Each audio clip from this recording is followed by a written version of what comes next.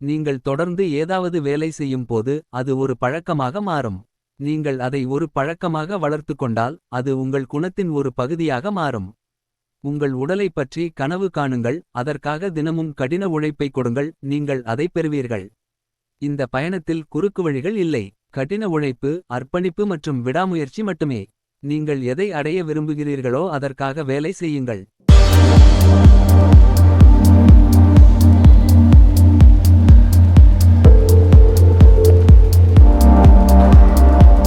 உடல் தகுதி என்பது உடல் மற்றும் மனம் ஆரோக்கியமாக இருக்கும் நிலையாகும். மேலும் இது தசை வலிமை, சகிப்புத்தன்மை, உடல் அமைப்பு மற்றும் தசை நெகிழ்வு தன்மை ஆகிய பண்புகளை உள்ளடக்கியதும் ஆகும். ஒரு நபரின் மனத்தகுதியானது தெளிவாக சிந்தித்து முடிவெடுக்கும் திறனை கொண்டிருப்பது ஆகும். அப்படியான மனத்தகுதியானது உடல் தகுதியுடன் தொடர்புடையதும் கூட.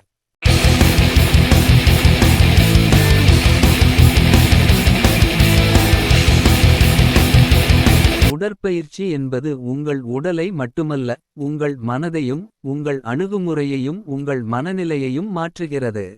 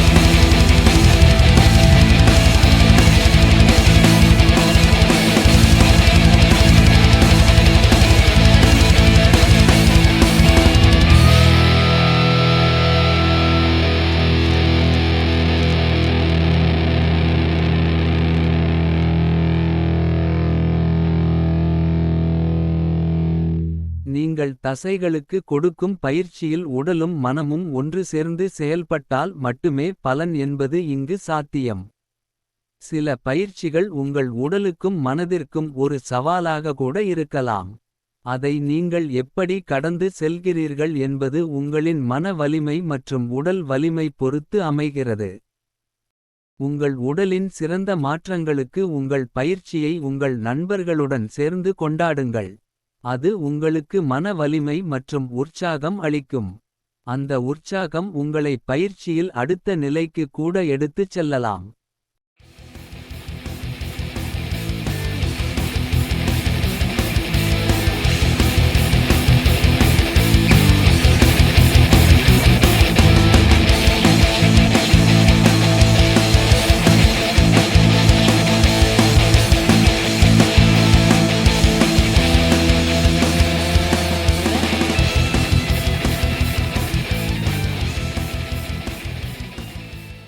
வலிகள் என்பது உங்கள் உடல் மாற்றத்திற்கான பாதையாகும். பயிற்சியில் சில நேரங்களில் உங்கள் உடலில் உண்டாகும் வலிகள் உங்களை சோர்வடைய வைக்கலாம். தளர்ந்து போகாமல் மீண்டும் மீண்டும் முயற்சி செய்யுங்கள். பயிற்சியின் போது வரும் வியர்வை பயிற்சியை முடித்த பின்னர் ஒரு உணர்வை தரும். அந்த உணர்வு உடலை வருத்தி பயிற்சி செய்யும் உங்களுக்கு ஒரு அமைதியையும் வலிமையும் கொடுக்கும். உங்கள் பயிற்சிக்கு உடல் வலிமை மனவலிமை போல நல்ல பயிற்சியாளரும் அவசியம். உங்களுக்கு பயிற்சி முறைகளைப் பற்றி மிகச் சரியாக தெரிந்திருந்தால் மட்டுமே தனியாக பயிற்சிகளை மேற்கொள்ளுங்கள். பயிற்சிகளைப் பற்றிய போதிய அறிவு இல்லாமல் மேற்கொள்ளும் பயிற்சிகள் உங்கள் உடலை பாதிப்படைய கூட வைக்கலாம். மெதுவாகவும் உறுதியுடனும் பயிற்சியை நீங்கள் மேற்கொள்ளும்போது அது உங்களை பயிற்சியின் போது மனதளவிலும் பயிற்சிக்கு பின்னர் உடல் அளவிலும் வலிமையானவராக மாற்றும். மாற்றம் என்பது இங்கு ஒரே நாளில் நிகழ்வது அல்ல. ஆனால் ஒவ்வொரு நாளும் நிகழ்வது என்பதை நீங்கள் மறவாதீர்கள். நீங்கள் உங்களையும் உங்கள் பயிற்சியையும் நம்புங்கள். அது உங்களுக்கான மாற்றத்தை நிச்சயம் கொடுக்கும். அதனை கொண்டாடுங்கள்.